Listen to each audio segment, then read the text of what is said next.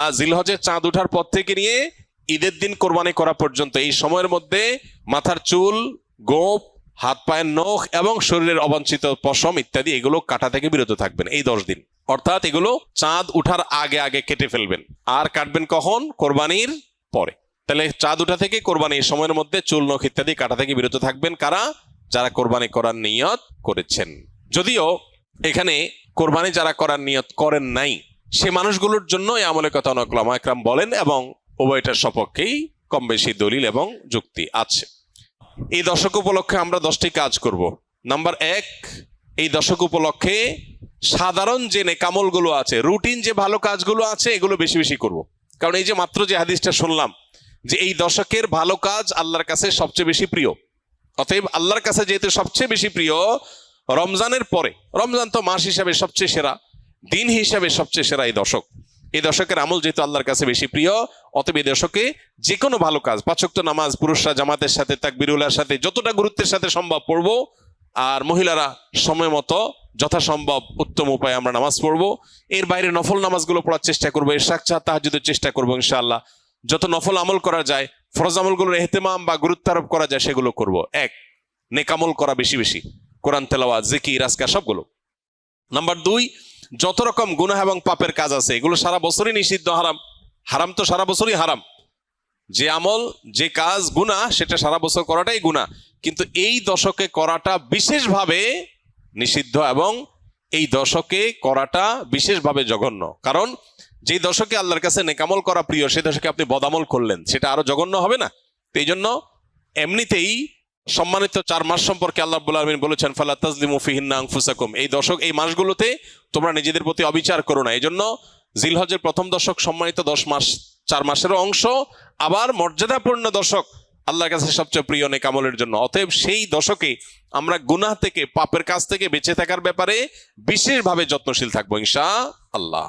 যে আমলে, যে বদামলের সাথে আমরা জড়িত, যে গুনাহের সাথে জড়িত, এই দশকে সেটাতে বেঁচে থাকার চেষ্টা করব।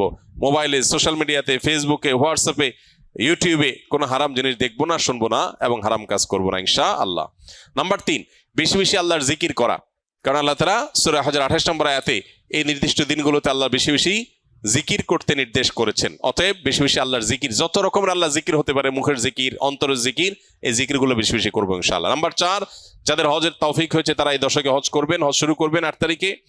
আর নাম্বার 5, যাদের কোরবানির তৌফিক আছে তারাও কোরবানি করবেন, কারণ মান ওয়াজাদা সাআতান লিআন ইউযাহিয়া ওয়া লাম ইউযাহি ফালা ইয়াকরাবান্না মুসাল্লানা, যার কোরবানি করার সামর্থ্য আছে অথচ কোরবানি করলো না, নবী সাল্লাল্লাহু আলাইহি ওয়াসাল্লাম সতর্ক করেছেন, হাদিসে সতর্ক বানিয়ে এসেছে, সেজন্য মুসলমানদের ঈদগাহে না আসে। এই জন্য কোরবানি করা এটা হলো 5ম আমল এই দশকের, যাদের তৌফিক আছে। 6 নম্বর আমল হলো যারা কোরবানি করার সিদ্ধান্ত গ্রহণ করবেন তারা জিলহজের চাঁদ ওঠার পর থেকে নিয়ে ঈদের দিন কোরবানি করা পর্যন্ত এই সময়ের মধ্যে মাথার চুল, গোঁফ, হাত পায়ের নখ এবং শরীরের অবাঞ্ছিত পশম ইত্যাদি এগুলো কাটা থেকে বিরত থাকবেন এই 10 দিন। অর্থাৎ এগুলো চাঁদ উঠার আগে আগে কেটে ফেলবেন। আর কাটবেন কখন? কোরবানির পরে। তাহলে চাঁদ উঠা থেকে কোরবানি এই সময়ের মধ্যে চুল, নখ ইত্যাদি কাটা থেকে বিরত থাকবেন কারা? যারা কোরবানি করার নিয়ত করেছেন। যদিও এখানে কোরবানি যারা করার নিয়ত করেন নাই সে মানুষগুলোর জন্য এই আমলের কথা অনেক উলামা একরাম বলেন এবং উভয়টার সপক্ষেই কম বেশি দলিল এবং যুক্তি আছে। 7 নম্বর আমল হলো বেশি বেশি তাকবীর, তাহমিদ, তাহলিল পড়া, যেটা মাত্র বললাম। উঠতে বসতে, চলতে ফিরতে, বাজারে ঘাটে, ঘর বাড়িতে, সব জায়গাতে আল্লাহু আকবার, আল্লাহু আকবার, লা ইলাহা ইল্লাল্লাহ, আল্লাহু আকবার, আল্লাহু আকবার, ওয়ালিল্লাহিল হামদ বেশি বেশি উচ্চারণ করা।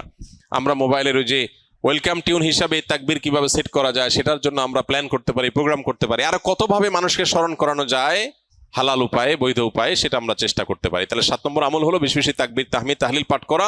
এটা এই 10 দিন ধরে রাত দিন কোনো সংখ্যা ছাড়া যার যতটুকু তৌফিক হয়।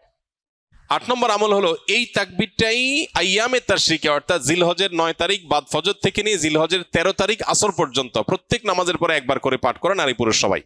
এটা আবশ্যক, সবাইকে করতে হবে প্রত্যেক নামাজের পরে একবার করে। এটা হলো তাকবীরে মুকাইয়াদ বলে, নির্দিষ্ট তাকবীর এই দিনগুলোতে এই নামাজের পরে। আর প্রথমটা বললাম 7 নম্বর আমলটা হলো সাধারণ তাকবীর, তাকবীরে মুতলাক, অর্থাৎ এই দশক জুড়েই সবসময় বেশি বেশি তাকবীর পাঠ করা। তাহলে 8টা আমল পেয়ে গেলাম।